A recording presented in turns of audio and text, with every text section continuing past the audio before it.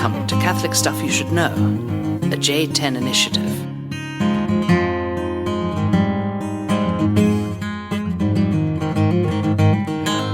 What up? Welcome to the podcast.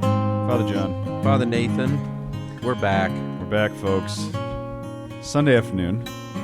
When you're coming out of pastor land, Sunday afternoon is it's a tall order to rally and record. So I admire your courage, and I like it because you're a little bit on edge too, which is going to make for some interesting banter. Yes. Yeah. Yeah, I mean, Father John always proposes the day off as a great time to podcast, and I don't normally like doing that. I also am fairly busy during the week, as is he. And then weekends can be pretty scattered. Father Mike and I put to death the belief that one podcaster wrote, or not podcaster, they're not part of the family, but somebody wrote an iTunes review saying those guys would abandon their parishes if they had the choice and just podcast and drink bourbon all the time. And it's like, we very rarely get together. So, anyways, but then I have a slot from 1 o'clock, 1:30 until 5:30 tonight whenever I have Mass. So normally it's like extended nap time. Right. Or families or house blessings or whatever. Right. So I was like, we can try it. But I was very grateful that he let me eat, because as I was walking over, I was like, I swear to you, if I don't put some potato salad in my belly immediately, I'm going to be very upset. Right. No, it was a good thing. I knew you were coming right off the second round, and you gotta kind of whip the Prokovic a couple times and then get the potato salad out and start the afternoon. God bless him, but he tries to be like, yeah, but did it go that bad? Like, was it really that bad? And it's just like, just let me, like, I screwed it up. Like, I know I screwed it up. You don't have to make me feel better that the next one went better. Of course it went better, but I screwed up the first one. I would agree. If I could, I'd like to run a school, or maybe like a 6-week course for preparing men to be your parochial vicars. And one of them I would do is be like, don't counter with positivity for the sake of positivity. Right. Because it just... If you really believe what you're saying, you can say it, but don't just, I bet it wasn't that bad. Yeah. It was bad. And it's okay that what happened was homilies are bad. We adopted a new schedule, and now sometimes your first Mass is the biggest Mass, 9 a.m. Right. 9 a.m. is the mega Mass, where it's packed to the gills. Everybody's expecting it to go, very well. And it was my first homily, and I just was off my game. I got a former Marine general staring at me, right. like. What happened, man? Right. So it happens. But right. I got potato salad in me, and I felt much better. And I'll say I'm sorry to him later. Your good friend Trevor doesn't pitch a no-hitter every time he gets up, So right. That's right. You got to throw it all out there, but you're not doing anything all week anyways. Yeah.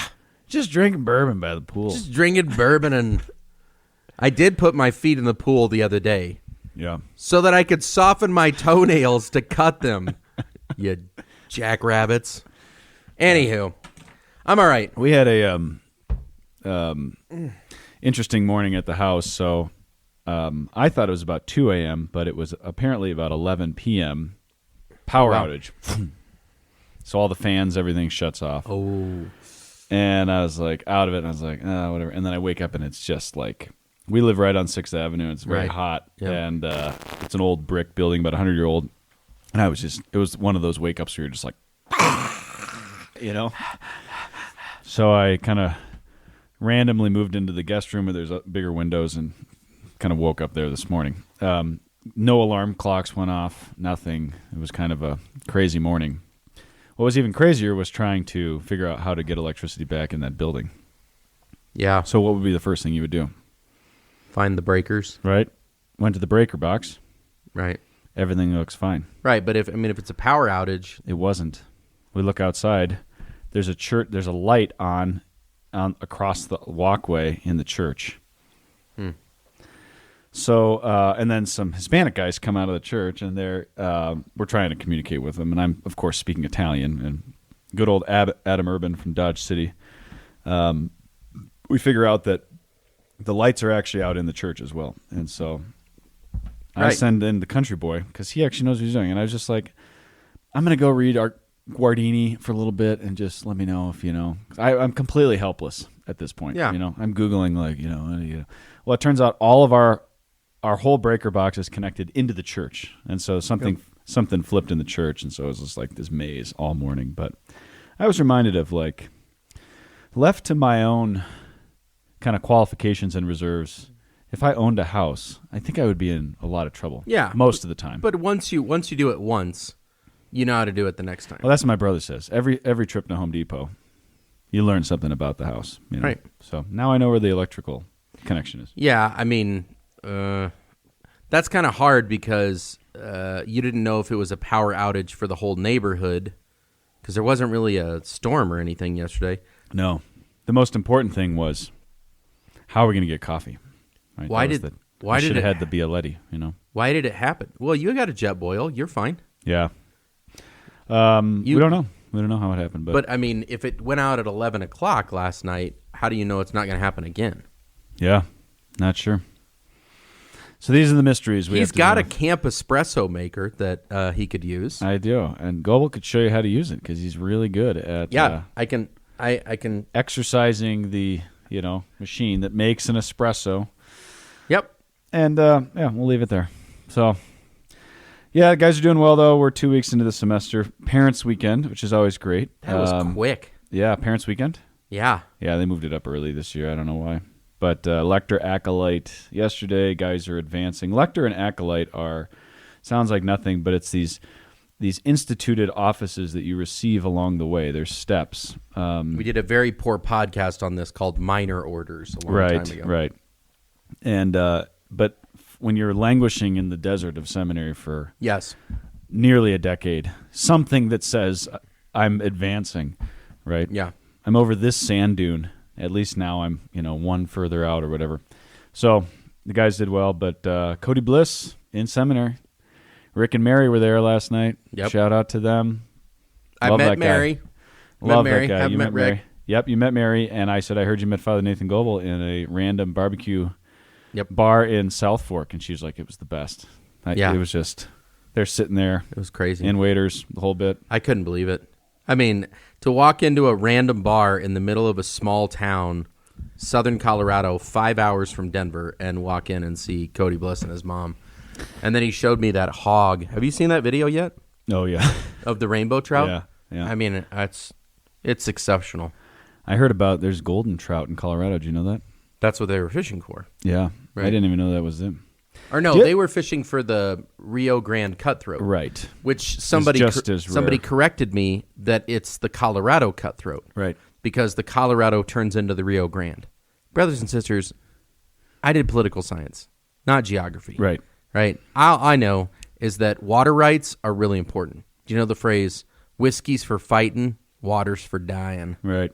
So that's all I know. Yeah, it was great. Cody and his mom invited me to go fishing, and then I said, oh, wait, I don't have a reel. You don't have a reel. I don't have a reel because, yeah. So anyways, it was maybe lost by a certain John Fraker, who will remain nameless. Okay. So, Yeah. but it's good to see them. Good to be back.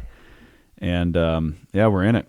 We're in it. But with that being said, I have a kind of a all over the place topic today. And Nice. But you are going to be, you're going to be helpful because you know this inside and out. You're looking at a copy of The Spiritual Exercise of St. Ignatius of Loyola, which Yeah. you have obviously made many times thanks to our shared father, Raymond Goronsky. So I had a guy come to me today at St. Joan of Arc, and he says, we have a mutual father in Christ. And I said, oh, yeah? And he said, yes, your spiritual father, his spiritual father is my spiritual father. And I was like, okay. And he said, Owen Carroll. And I'm like, they were kind of friends. friends. Yeah. Right. But like, I was like, Tom King, Yeah. you know? And then he said Owen Carroll. So, Tom King was his, yeah. By the way, if you want, many of Tom King's homilies are on YouTube. If you ever get bored and want to check Shout out to Josh and Lauren Green, friends of mine from back. I met them at Christ the King. They've lived in Ohio for the last decade, trying to move back, but they are Georgetown kids. She converted at Georgetown, and they had Tom King. They knew him right at the end. Amazing. Yep. He was a great Jesuit, and he was the spiritual father of our spiritual father, Raymond Gronsky, and he was named, I think, Georgetown Man of the Century. Do you remember when Whoa. Gronsky told us that? No, I didn't know that. He used to do a mass at 11 p.m. every night on campus. That's right. Incredible man. So anyways, there Spiritual are exercises. giants. There are giants, and we have been very privileged to get them. There's a lot you can talk about with Ignatian prayer. And I went down a couple different rabbit holes thinking about what to do, and I actually didn't really arrive at one. But the reason I'm thinking about this today is because I made the spiritual exercise in the end of July, and Father Dan Barron, who is my confessor and director on the retreat, said it's important that you get a couple months out from a retreat and that you just go back, revisit the graces. Yep. And so I was kind of going back through the exercise, and I was just struck again by the richness of this. But I thought I'd start by telling you a story and asking you a question. So, what is your policy on hitchhiking? What is the story here? It's coming. Oh, It's connected to the retreat. I mean, I don't advise it, but I think in certain circumstances it's necessary. I have only picked up, I want to say 2 or 3 hitchhikers in my life. And that might be an overstatement. But my cousin, Tony, Party Time, Tony Brandt, he hitchhiked all the way from Colorado to Oregon to California and back. Wow. Yeah. No. I think Mike Rapp would have a very different perspective on this. I think He would do it, He'd yeah. be like Party Time. Yeah, he could do it. You have to really enjoy random conversations with random strangers. Yep. You know, that would be a big part of it. Hours and hours, days and days of just talking to random people. That sounds like being a parish priest, right? So Sometimes. yeah. I was out on a bike ride on my silent retreat. I was about 4 days in. It's an 8-day retreat up in a cabin, thanks to Steve and Barbara Golder, my patrons, and who loaned me the cabin for the week. And I was about 30 miles away from the cabin on a bike, up by the Telluride Airport, actually, went boom. The 2 back spokes just snapped, just broke. Brand new wheel set. Infuriating. When a spoke breaks on a wheel, it's like, it's over. It's over. The ride's over. So there I am stuck on the side of the road. I've never hitchhiked before in my life. And I'm meditating on the retreat on the 2 standards of Christ, which starts with what? Poverty, right? Yep. From poverty to humiliation to humility. Good And point. so I'm standing on the side of the road, and I'm like, well, are you poor enough to actually hitchhike? Are you desperate enough to actually hitchhike? Because you never have been before. There's always somebody you can call. You saved me Yeah, I saved him. in June. There's Right. always somebody who I saves. picked up you as a hitchhiker. You did. Yeah, that's true. You have picked up it. I was your third. I'm always either in control, have a plan, or have somebody who can help me. Yeah. And this was one of the first times in my life where I had none of that. I didn't have a phone because I had turned it off for the retreat. And I'm stuck on the side of the road. I can't move on this bike.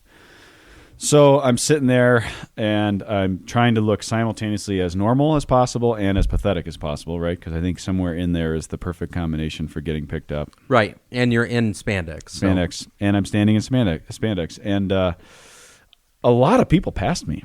A lot of them. A lot of them. And my bike is upside down. Did you put your thumb out? Oh, yeah. Okay, good. So how long were you out there for? Long enough to kind of start to despair in humanity. Yeah.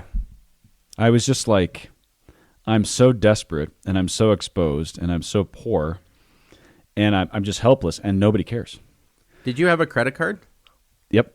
Okay, so you did, if you needed to, you could have walked to the Telluride Airport or whatever and got a hotel or cab or whatever. Yeah, I think I had a card, so But it it was wasn't like- completely. But I didn't have my phone. Yeah, but I mean, you're how many miles away from there? 30. 30 miles? From where? I'm 30 miles from my cabin. How many miles were you from the airport? Oh, 5. Still, 5 miles. I mean, walking 5 miles with your bike? Yeah, no, I don't want to do that. And I'm on a busy intersection.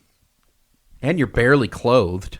I mean, come on, I can't give you more than this. The people. elements? Elements? Bears? Okay. So it's kind of getting into evening, and I'm just like, this is really disheartening, I would say. But I was thinking about the fact that I just drive past people all the time. Every day I drive past people who are begging because I live downtown.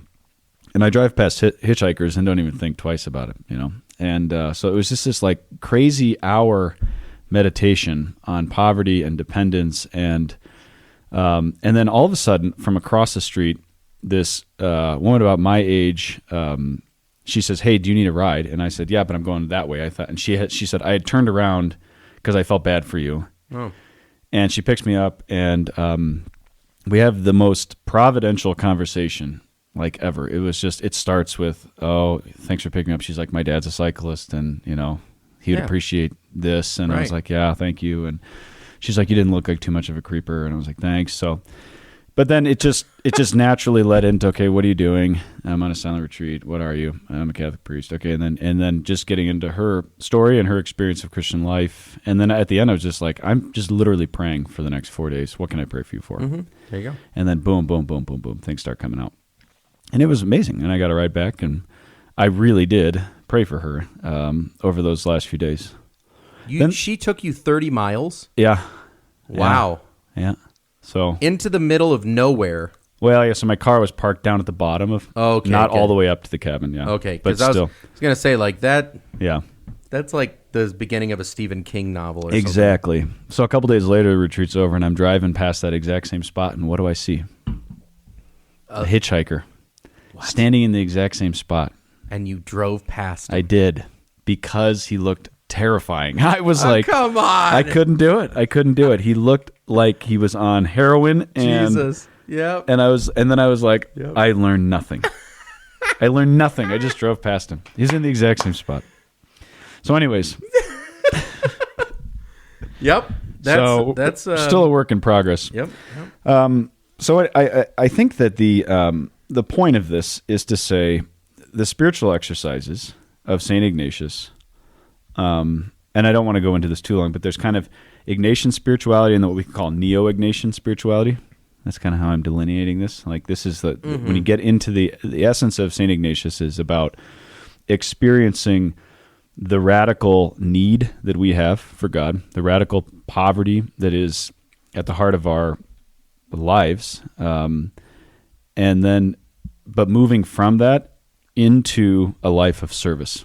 As he says, we are created to praise, reverence, and serve God, and by this means to save our soul. So moving from the kind of helplessness of our poverty to a life of service. And a lot of my retreat individually was specifically focused on how do you move from that place? How do you move from the spot where you are actually doing nothing when you're on the side of the road with a broken bike and you're just in spandex helpless to actually giving and serving and making a total gift of yourself? How do you move from that? And for St. Ignatius, and this is what the point of the podcast today is, it's all about election. Election is the center of everything, and election in Christ is what sets us up to stand and posture ourselves to Him. So that's the kind of initial thought. So, but I know you've thought much on this. So I'll be curious to hear how you. They have these buzzwords. They have these buzzwords in the Jesuit community, like men for others. Remember what Gronsky used to say, because it was men for others, and then it was men and women for others, and then they changed it to women and men for others, and then he said eventually it's just going to be people for themselves. Mm-hmm. So if you move from poverty to service, and you said that the most important thing is election, how does this not just become social work? Right. Like more and more social work. I need to be radically given over for other people because of the injustices that are out there. Because I would say that poverty is,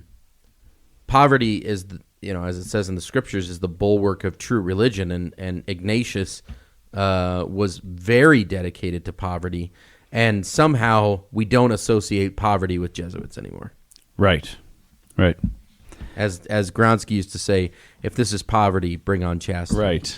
It's, as he'd say about Jesuit residences, right? It's not home, but it's much. That's what I say about my house. Exactly. So I do think that poverty for St. Ignatius has to be understood within the lens of surrender. And this is big for von Balthasar, who I really read Ignatius through Balthasar's. He directed the exercises over 100 times.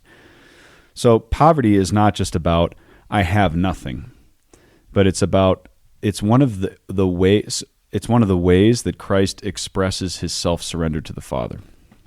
So I am poor when I'm on the side of the road, and I experience this helplessness and this humiliation and this frustration that my retreat is not going the way it is. But in Christ, everything is an expression of his self-surrender. And that is a different way of thinking about the evangelical counsels, poverty, chastity, and obedience. It's a different way of thinking about the impoverishment of your own life. But unless you make an election into a state in life, you don't have a form by which to surrender your existence. Let me tell you what I'm thinking about to tether this to something. There is this continual temptation, and I have fallen victim to this, but it still exists today, to create, especially for millennials who are not yet in their vocation, the perfect kind of island paradise, earthly paradise for the millennial, where you can just kind of be Catholic and live a really sweet life and just be really faithful. And I'm working with a lot of people who are just not interested in making an election into a state in life. Vocation is a question that gets punted down the line. It's just kind of like, and again, there are some people who really anguish through discernment, but I'm shocked by the fact that when you and I met Christ, it was a pretty quick turnaround of like, now we go and make a total gift of ourselves. And we need to figure out, the first question is, how do we make a gift of ourselves? And I don't think that is the norm anymore. And I think it's why we don't have a lot of vocations to the priesthood in Denver, is because we want an electionless Christian existence. I want to be able to kind of just hang, especially when I'm in my 20s as a millennial. And again, I've fallen victim to this. I've tried to create this, where it's just like, for St. Ignatius, for Balthasar, what you do with a young person is you bring them through the exercises so that they make an election in a state in life, so that they learn how to make a total gift of self, which means surrender. And that's what service is. It's not just ministry or social work or these things. It's about a given life. And I get concerned about for a number of reasons, the way that we're forming young Catholics. We're giving them a great experience of conversion to Christ, and then we're trying to create these kind of little islands where you can just kind of hang and be good, but just kind of hang and kind of live your non-committal life. Mm-hmm. And this is like really problematic from a I think an ecclesial perspective. Does that make sense? Yeah, I think I was lucky enough that my conversion happened around the same times that you normally jettison out of, like your parents' basement. But then I also, if I had chosen to go to law school instead of going into Focus, I don't know if I wouldn't have been on that same trajectory. I mean, part of it is the crushing debt that people feel, like leaving school. I mean, like they have to get, their life in order. They got to start paying bills. They got to get a job, whatever. I mean, the cares and concerns of the world are even more demanding when you have a huge, debt around your neck. Yeah. But so, I mean, I'm not excusing it, but I would say, like, I was lucky enough that I didn't have that. The other thing I would say is it's a lot harder to stay on a bike when you are not moving. Like, if you're in motion, if you're riding somewhere, even if you're going slow, it's easier to stay stable. Once you slow down to the point of like barely pedaling, like now all of a sudden it's just you're just weebly wobbly. Yeah. And I see that a lot in people where I'm just like, of course you would be trapped in a whirlpool of, I mean, week to week, month to month, year to year. Like, you're not actually moving towards anything. What is the ambition of your life right now? It's like fantasy football leagues, like hopefully doing something with friends on this time. Like, if there's not real ambition, and I think Ignatius, thankfully, like, he transformed through Christ, like, the ambition that he had for worldly things into spiritual things. But, like, even there are some people that I'm like, you don't even have ambition. Right. You don't have a drive. Like, you're just trying to stay on top of this bicycle, and it's just, it feels really weird. Right. So, yeah, the challenge is, and I don't blame myself or people who have attempted to say this is how we have to evangelize, young people. Like, I'm thinking post college, is we just create these like really cool places where they can kind of hang out and just kind of be, and again, be electionless, vocationless, and like you get to do that for 5 or 10 years. And I think beneath that, there's a real desire there. It's like, we need to evangelize millennials, and millennials are non-committal. So how do you, and I'm kind of like, well, we can't create non-committal atmospheres in order to see them grow. We have to say the Christian life is in movement, like you're saying, and it's inherently the life of a pilgrim, which means that the second that you get out of your little sweet Catholic millennial bubble and start moving towards a vocation, you're going to feel like a hitchhiker. Because what happens is your life actually gets impoverished when you start to set it before God and say, I need to make a definitive gift of myself. Because love desires to make a vow. Love doesn't desire to just kind of, I'm Catholic enough, I got a lot of cool adventuring I need to do in the next decade, and then I'll kind of think about, if I don't meet a girl that I then kind of think about these things. It's like, this is just, I think we're catering to that, and I think we need to really shift our mentality. Now, if somebody's listening to this and they're like, well, you don't give us these opportunities, where do we make the exercises? I know that's part of the problem.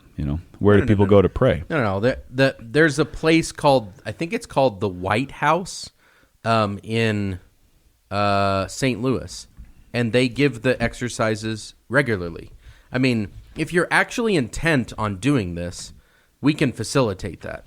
But like, right. A lot of times people are like, I want you to give this retreat to me, and I don't want it to cost anything, and I want to be able to do it from the comfort of my own armchair. Right. And I'm like, yeah, you can do that through the Lantieri Center in Denver, like over the period of a year or something.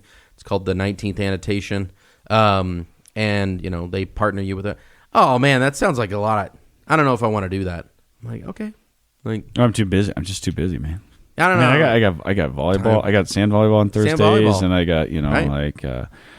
We got this pub crawl on Saturday. And I sing at the evening mass on Sunday. It's just like, it's just if like, if they do that. I mean, I say to some people, I'm like, hey, would you like to help out, at the church? Do you want to get more involved? It's like, I'm just so busy. I'm like, okay. Like I can't make you less busy. Yeah. I'm going to ask you to do more things, but I think they are the things that you should be focused on. So, it's good. I mean, if you are actually interested in doing the exercises, we can put a few links on our website, and then if other people have other ones, I mean, just reach out. Yeah, and it doesn't have to be the exercises. It's just like the framework of the Christian life. The pattern of Christian existence is I encounter Jesus, this attractive, exceptional presence that corresponds to the desires of my heart, and I desire to give everything to them. The first question is I need to find the form of that self-gift. That's called a state in life. And the election is how God calls us into one of those states of life. Lay state, priestly state, religious state. This is the Ignatian framework. It's not the only one, right? Sure. But it's the gospel. And we have to bring that question back to the front to the priority. You're coming out of college. You're moving to Denver. This is the top priority, right? You don't get to hang for 5-10 years and just kind of do your thing. So the exercises are a privileged way of focusing on spiritual growth as an election into a state in life, which means saying, I desire to commit my life. And what I'm interested in this, I guess the interesting question that I'm asking or trying to ask within this is, we're not just busy and preoccupied and non-committal for the sake of being busy, preoccupied, non-committal. And this is the same for us priests in our activism, and we're not living this, and that's why it's not compelling. But we're doing that. We're busy. We're preoccupied. We're non-committal. Why? Because we don't want to face our poverty. Because we don't want to be hitchhikers, right? I don't want to be dependent.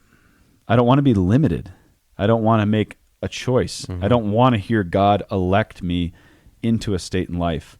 I just want to know that I'm loved and feel like I'm living a good enough life, a meaningful enough life, a given enough life instead of everything.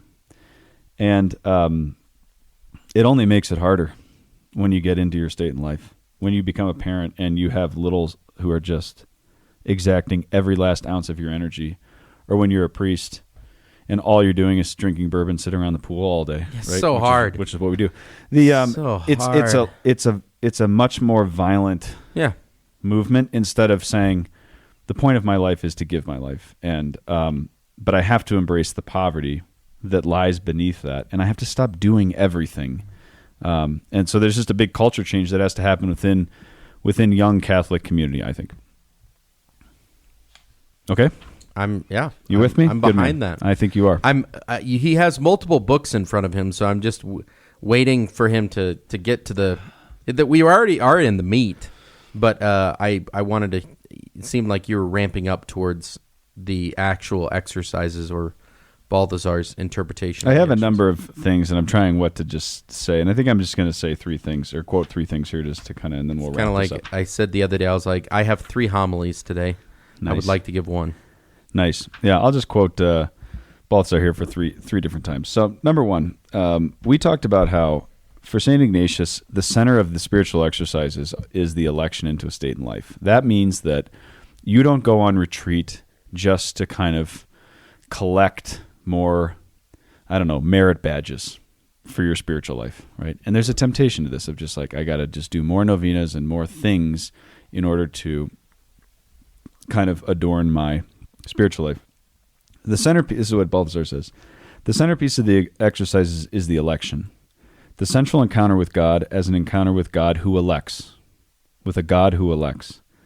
He says, not with the Augustinian God of reques or cor iniquitatem, not just my own subjective experience, right?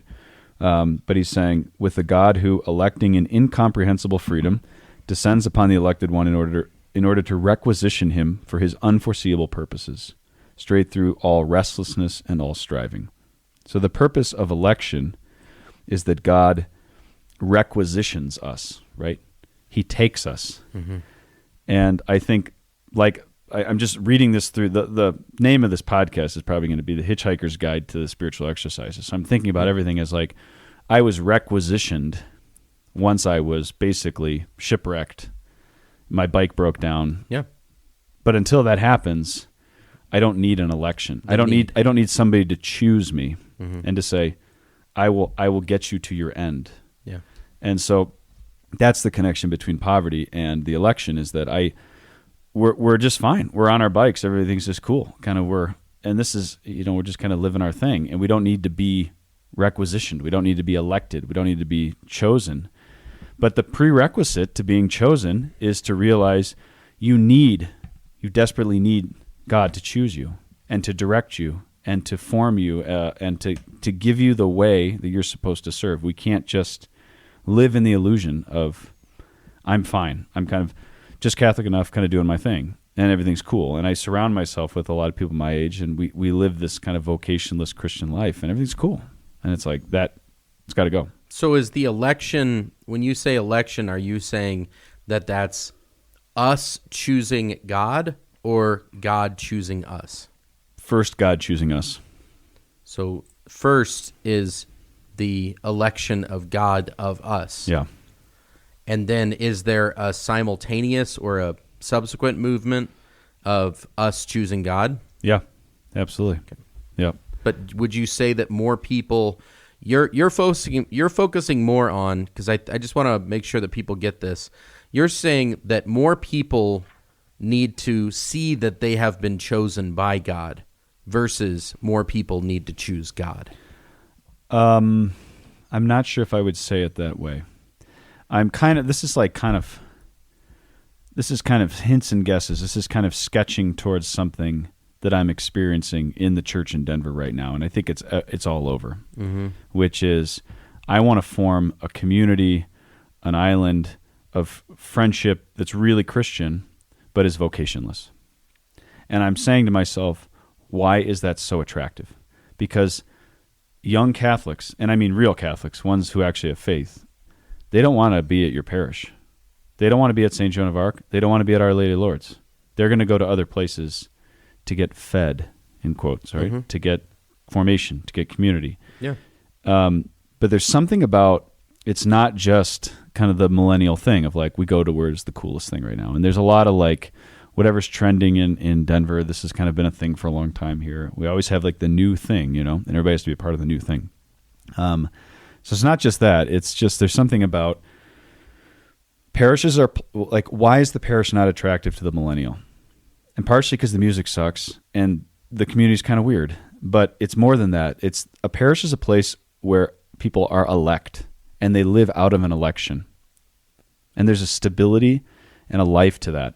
And it begins with a priest who says, this is what the Christian life looks like. Right? It has to be given according to your state in life. And that means that you're going to pray differently than I am, and that it's going the pattern of life is going to look different.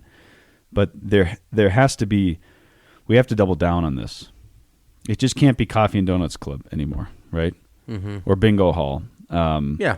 Because the young Catholics are just going to be like, we don't want anything to do with that. And But I think what you're describing is a parish where we're no longer hitchhikers. We no longer have the memory of feeling dependent on being chosen. Right.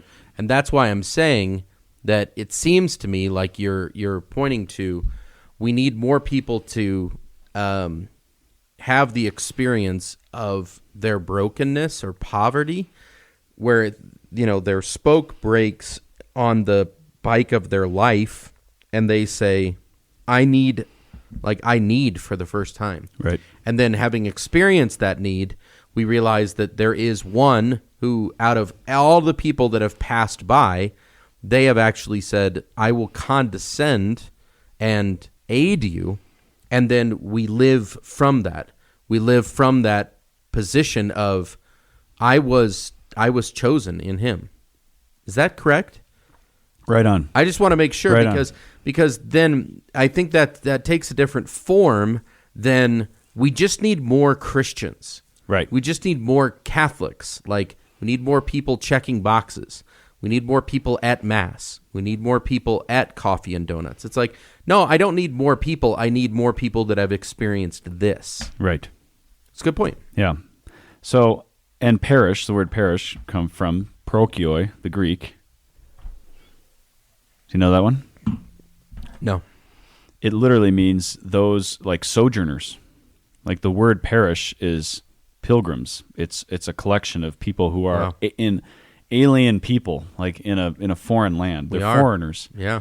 So a parochioi is a collection of foreigners who are gathered together, and we need to feel that. We need to feel that we don't belong in this world, and that we can't create kind of a sweet hybrid where we're like really cool and we're really living a sweet life, and then we're also like Christian. And I think this is Protestantism imbibes this more than we do, but we definitely kind of fall victim to it. So the key is the experience of dependence, of need, of being a hitchhiker, of poverty, is rooted in the poverty of Christ, which is enveloped within this total and perfect self-surrender to the Father, which is coextensive with his love.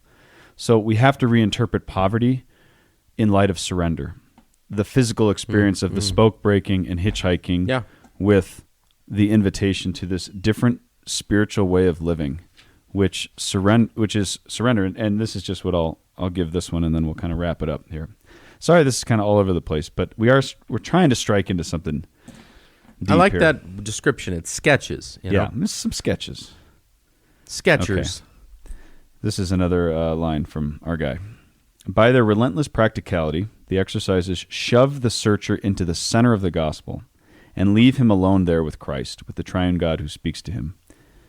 And he says, in order to be sure to arrive at the center, one must first be stripped of his illusions about self, his fantasies and sins, so that, quote, naked as he can follow the naked Christ, which is from Ignatius, so that God's word, Christ, can confront him personally, nose to nose.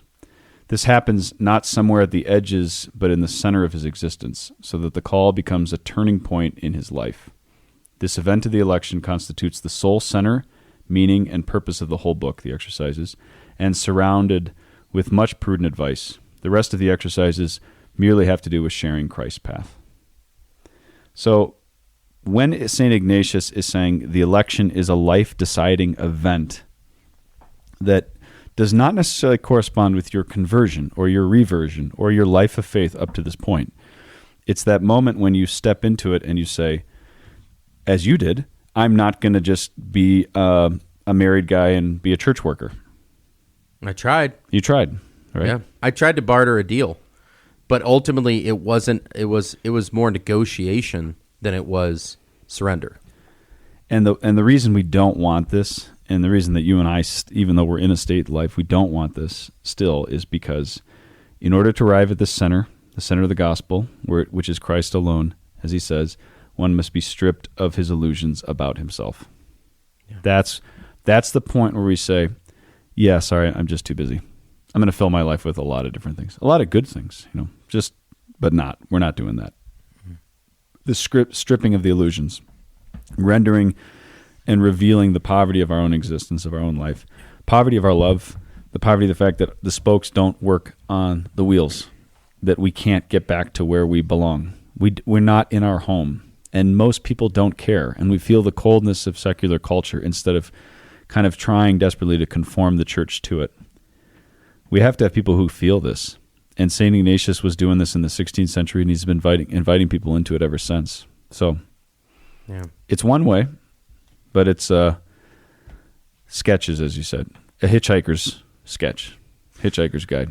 Well, and just to be clear, like when St. Ignatius talks about the election, he's not just saying the only people that make the election are religious people. Right. It's what he's saying is people who have made the exercise. Like, have you gotten to the point where you have been faced with this? Have you encountered yourself deep enough to actually admit that I need this? And I would say, like, I just had a marriage prep the other day, and it was evident that one or possibly both of them had not fully encountered Jesus. And so when I'm asking them about moral demands, they have no interest because it's still on the outside. It requires effort and even discipline to allow yourself to be addressed at the center of your existence. Right. And as you were reading that, I was like, that echoes very beautifully like Balthazar's point that he always makes about that poem from Rilke about the Apollo, that when you encounter real beauty, the conclusion or like the subsequent what is the Latin for it follows, Sequitur. Yeah, like the sequitur of that is you must change your life. Like, and so having made the election, you can do all of these other things because you're free. Like, you've severed the ties. It's not severing the ties of family. It's not severing the ties of, like you'll no longer have a mortgage payment or whatever. Right. It's you now are following Christ, and he will show you. He will demonstrate this to you. So. Yeah. Yep. Well said. And I hope that this doesn't just come off as a critique, but also an invitation that our lives make more sense the more that we conform ourselves to our call. When we try and privatize our life as priests, this is the bachelor 10%, this is my day off, or whatever it is, whenever we try and carve out little sections of individuality in our life instead of allowing it to be expropriated, that's when we become miserable and frustrated. And we've done that. We've watched others do that. We're working at it. It's a total gift of self. The election is an essential part of it. Young people who have had conversions desperately need to be formed and challenged into this, and that's what we're doing. So, shout-outs. All right. Quick like a rabbit. I mean, if you're looking for places to do the exercises, find where there are Jesuits and see if you can do it with them. We can't promise you that every Jesuit has a deep understanding or an appreciation of St. Ignatius's spiritual exercises in the same way that we have received it. I don't know how to say that charitably, but there are those that are less focused on the original documents and more about the new avant-garde gospels of environmentalism and social justice. Though that has its place, it's important to find, those who are familiar with the spiritual exercises. So there's Jesuits all over the country and all over the world. Don't ask us, and we're not going to be your litmus test about whether or not they're legit.